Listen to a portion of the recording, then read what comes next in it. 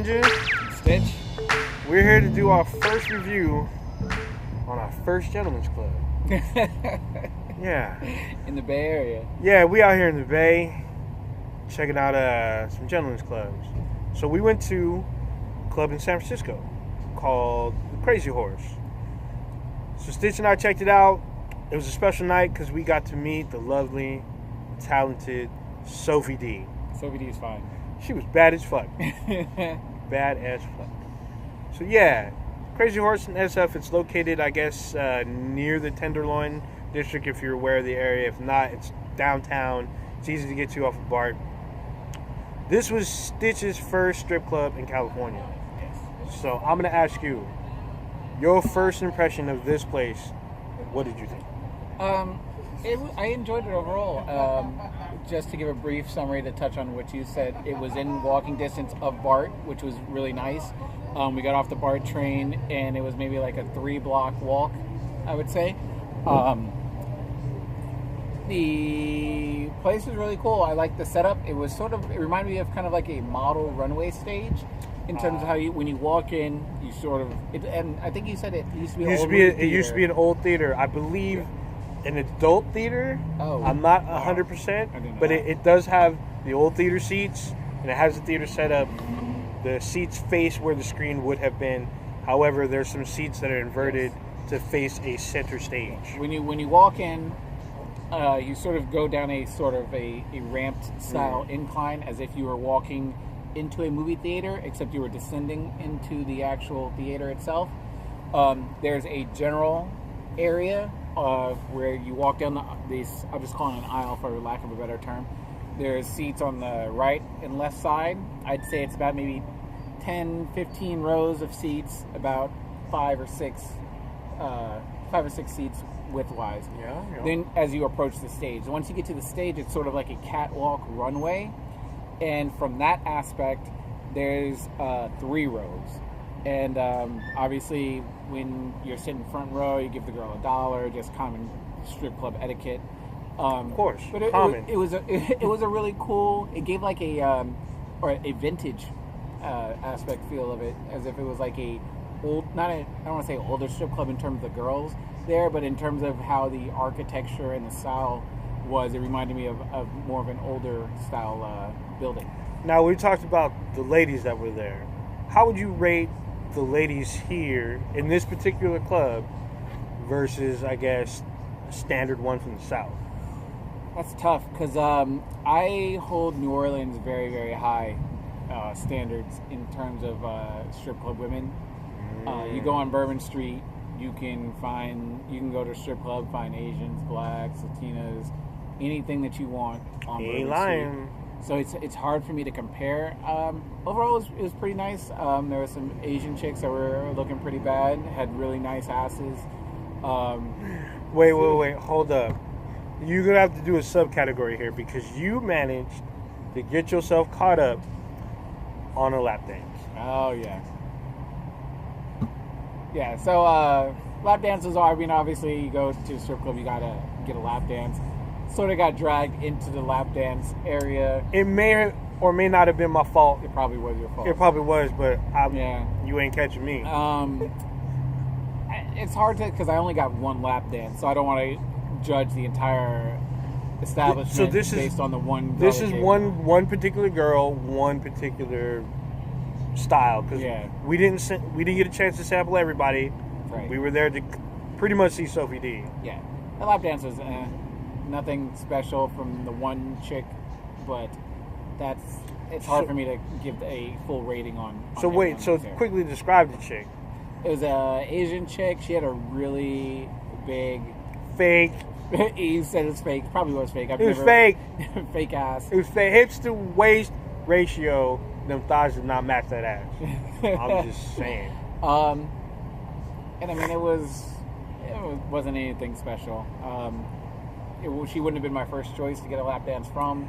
So, I mean, to be clear, she came to us. Yeah. And kind of like... Which is a good sort of quality. A good thirst. You got to have thirstiness. Yeah. If you in a strip club and the strippers aren't thirsty, there's no point in going. Agreed. That means you don't want my money. Right. Yeah. But it was okay. I got a big kick out of the whole architecture of the place. The main stage I thought was really cool how it was set up, where you're sort of sandwiching the runway. And like I said, the best way to describe it is like a model runway where they walk down the runway, there's an end part, and they have to turn around and go back to where they sort of came from. So there's people on each side. And that part was really cool. It was a really nice aspect of it. You get a lot of attention. You can see a lot. It wasn't like the girls were extremely far away. So I definitely give praise on how it was set up at that place. Yeah, so I've been to this establishment before. And usually I take people who have never either ever been to a strip club or a gentleman's club, and those who are just looking for, I guess, maybe high quality. I try to take them to this particular spot. Most of them have been pretty good. Stitches, we'll get to our evaluation later.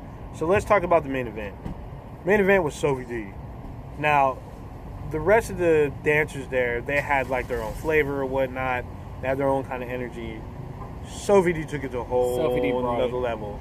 She came out with a tub full of shit. Yeah, like she had a lot of swag, t-shirts, posters, DVDs.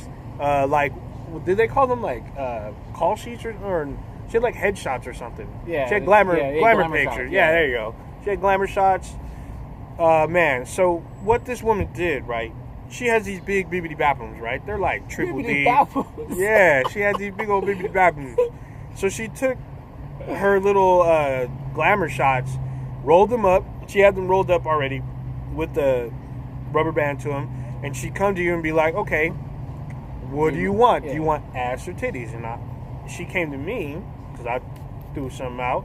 And she was like, okay, ass or titties? And I was like, well, I'm a titty man.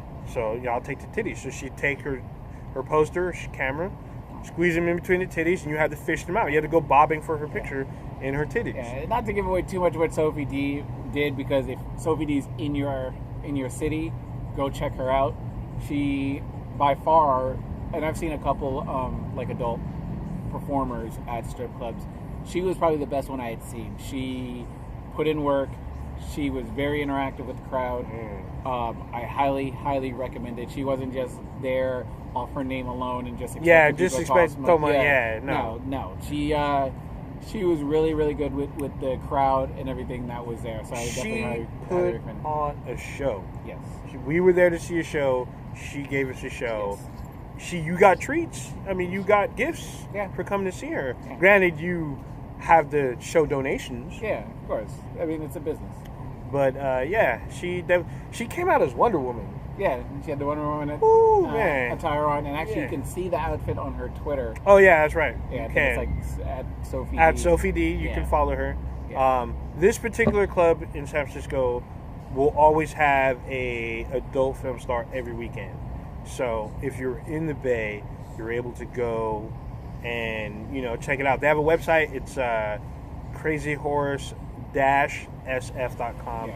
You can see who's performing live. They have a schedule. They have the schedule of who's going to dance next, who's dancing now, which porn stars are coming up for like a month and a half, I believe. Sometimes only a month because they're still scheduling folks. It's actually really I would say well organized when it comes to their performers.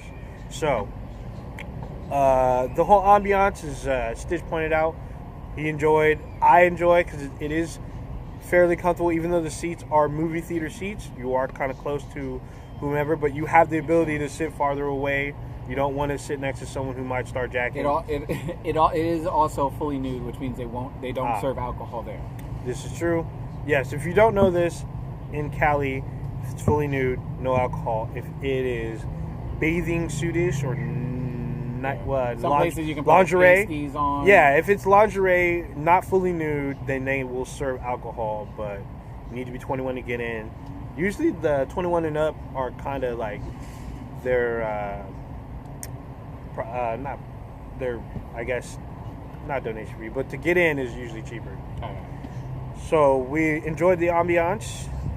The place didn't look like there was full of nut stains. It looked fairly upkept, and the price to get in, I think because we got there so late, it went up a little bit, but normally it would have been fairly reasonable. I think it might have been a little a little much. It was a little up there price-wise, but they do have a headliner star that is there, so it's kind of understandable. And we went on a Saturday night. Yeah. So it's understandable. I mean, and then obviously you're in the Bay Area, so stuff's going to be a little bit more expensive. So we're doing a 5-point scale for this.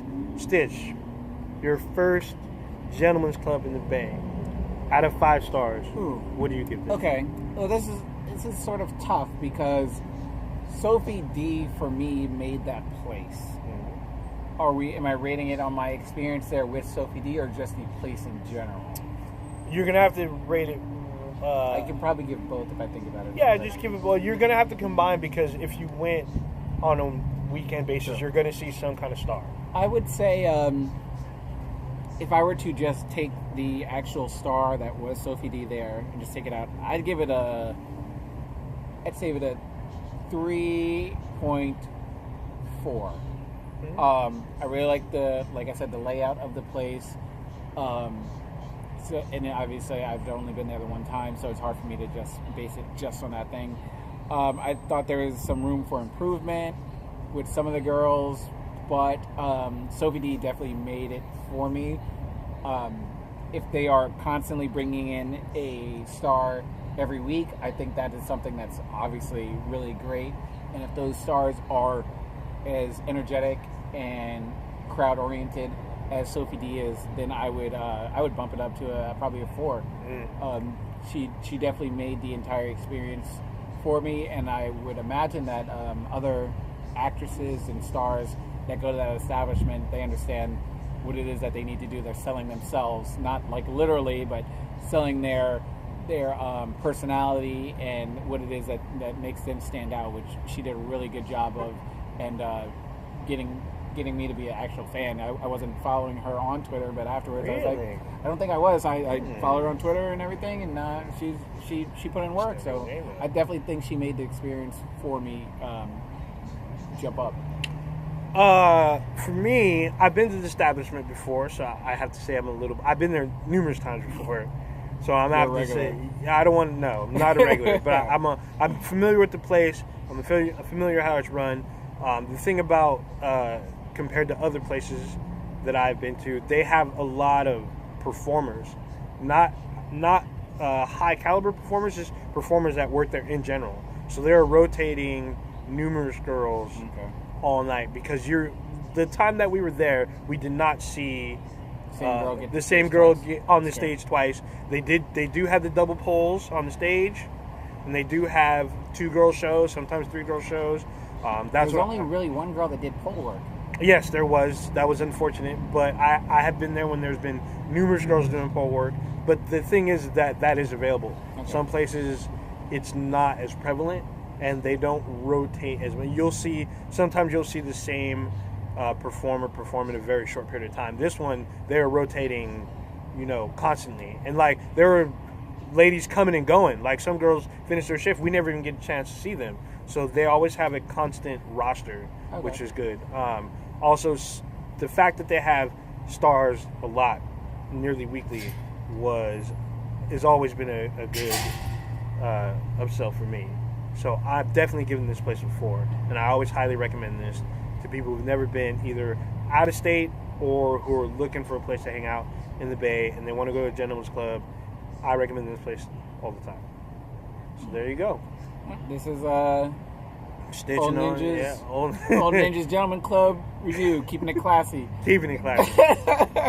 So if you like what you see, hit that like button, subscribe to it, and give us some feedback. If you got some recommendations for places you want Old Ninja and me or the professor or whoever else might be joining him on his adventures. We may have a couple guests. Yeah, you never know. Keep watching. Yeah, let Old Ninja know, and he'll check it out. Give me your Twitter. So you can follow me on Twitter at the Old Ninja, and you can follow Stitch at Hey It's Stitch. And then you can check out us on the Blacker Than Black Time to Infinity podcast at BThenBTI on Twitter.